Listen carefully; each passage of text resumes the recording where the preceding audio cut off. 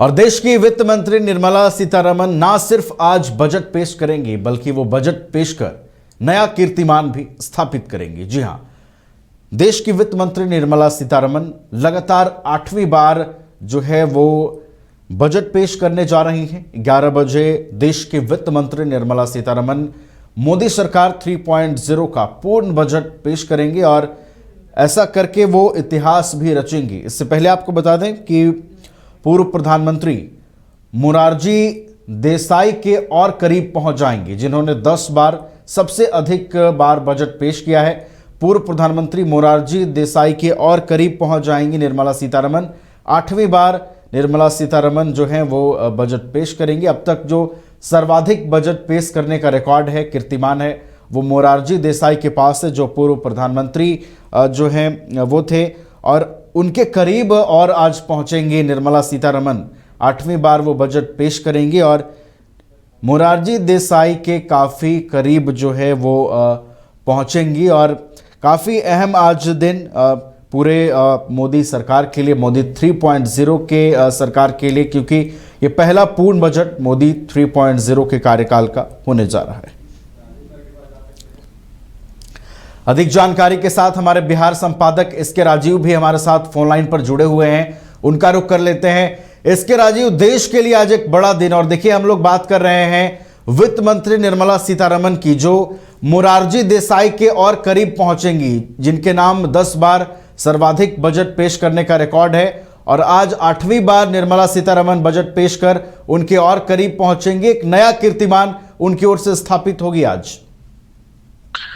नहीं, देखिए नवीन, निश्चित तौर पर आज एनडीए के शासन काल का ये 11वां बजट होगा और 8वीं बार जो है वो निर्मला सीतारमण बतौर महिला वित्त मंत्री बजट पेश करेंगी। और पूरे देश ही नहीं बल्कि अंतर्राष्ट्रीय स्तर पर भी आप कह सकते हैं कि निगाहें जो हैं वो आज इस बजट पर है, भारत के बजट पर है कि निर्मला सीतारमण क्या कुछ बजट पेश करती हैं। लेकिन ये कहा जा रहा है कि चूंकि कल जिस तरीके से देश के प्रधानमंत्री नरेंद्र मोदी जी ने एक पत्रकारों को संबोधित किया था लोकसभा में, और वो यह कहा था कि भाई यह बजट जो है वो गरीबों के चेहरे पर मुस्कान लाने वाला बजट होगा, तो निश्चित तौर पर जो लोगों की उम्मीदें हैं वो काफी बढ़ गई है। और आपको ये पता है कि भारत जो है वो कृषि प्रधान देश है। 80% आबादी जो है वो आज भी गांवों में रहती है, कृषि पर आधारित है। तो निश्चित तौर पर इस बजट को संतुलित बनाने की पूरी कोशिश जो है वो निर्मला सीतारमण की तरफ से की गई होगी, उनकी टीम की तरफ से की गई होगी। और ये भी नवीन, आपको पता है कि कोई भी जो बजट बनता है, चाहे वो केंद्रीय बजट हो, चाहे वो राज्य का बजट हो, तो वो चूंकि वित्त मंत्री के नेतृत्व में उसको तैयार किया जाता है और फाइनल मुहर जो है वो प्रधानमंत्री और फिर राज्य में मुख्यमंत्री उसको लगाते हैं। तो निश्चित तौर पर आज का जो बजट है वो कई मायनों में बहुत महत्वपूर्ण है। खास करके जो मध्यम वर्गीय परिवार हैं उनकी उम्मीदें काफी बढ़ गई हैं कि कम से कम जो स्लैब है टैक्स का उसको बढ़ा करके 10 लाख किया जाए, क्योंकि अभी जो 8वां जो वेतन आयोग का जो गठन किया गया है उसके बाद जो सरकारी कर्मचारी हैं उनके वेतन में जबरदस्त इजाफा होगा। तो कहीं ना कहीं से जो मध्यम वर्गीय परिवार है और जो निम्न वर्गीय परिवार है उनकी उम्मीदें जो है वो सरकार से बढ़ जाती है। क्योंकि अगर आप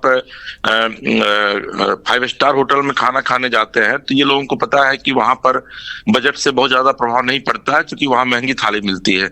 लेकिन जो आदमी ढाबे में जाकर के खाना खाता है उसको पता है कि अगर बजट में चीजों की कीमतों में वृद्धि की जाएगी तो निश्चित तौर पर जो आप 60 रुपए में थाली खाते हैं, 80 रुपए में थाली खाते हैं, वो बढ़ जाएगा। तो सरकार से काफी उम्मीदें हैं, निर्मला सीतारमण से काफी उम्मीदें हैं, देश के प्रधानमंत्री से काफी उम्मीदें हैं। और कई ऐसे प्रदेश हैं जहां की काफी उम्मीदें हैं कि भाई जो पिछड़े प्रदेश हैं, जैसे कि बिहार जो है वो पिछड़ा प्रदेश है, कई ऐसे प्रदेश हैं जो काफी पिछड़े हैं, तो वहां पर उसके लिए सरकार जो है वो अलग से क्या बजट एलोकेट करती है। तो ये तमाम मुद्दे हैं जिन मुद्दों पर आज न सिर्फ देश प्रदेश बल्कि पूरे विश्व की नजर रहेगी कि अंतर्राष्ट्रीय स्तर पर भी सरकार जो है वो अपनी नीतियों में क्या बदलाव करती है। जो अभी टैक्सेज है उसमें कितना इजाफा किया जाता है, क्योंकि आपको यही पता है नवीन की तमाम टैक्स को मिलाकर करके एक टैक्स किया गया है, जीएसटी जिसको हम लोग कहते हैं। तो उस जीएसटी का रेट जो है वो 18% है। उसमें क्या कुछ बदलाव किया जाता है, उसमें और किन किन चीजों को शामिल किया जाता है, तो इन तमाम चीजों पर निश्चित तौर पर न सिर्फ आम लोगों की नजरें हैं बल्कि उद्योगपति की भी नजरें हैं। और जैसा मैंने आपको पहले भी बताया कि चूंकि निर्मला सीतारमन 8वीं बार बतौर महिला वित्त मंत्री बजट पेश कर रही हैं, तो महिलाओं की भी उम्मीदें जो है वो निर्मला सीतारमन से काफी ज्यादा है। जी नवीन। चलिए, तो अंतर्राष्ट्रीय स्तर पर भी बजट को लेकर निगाहें टिकी हुई हैं। युवाओं, महिलाओं से लेकर मध्यम वर्गीय परिवार जो है वो राहत की उम्मीद कर रहा है। देखना होगा कि सरकार उन उम्मीदों पर कितना खरा उतरती है। बहुत बहुत फिलहाल आपका धन्यवाद SK राजीव, हमारे साथ जुड़ने के लिए और तमाम जानकारियां साझा करने के लिए।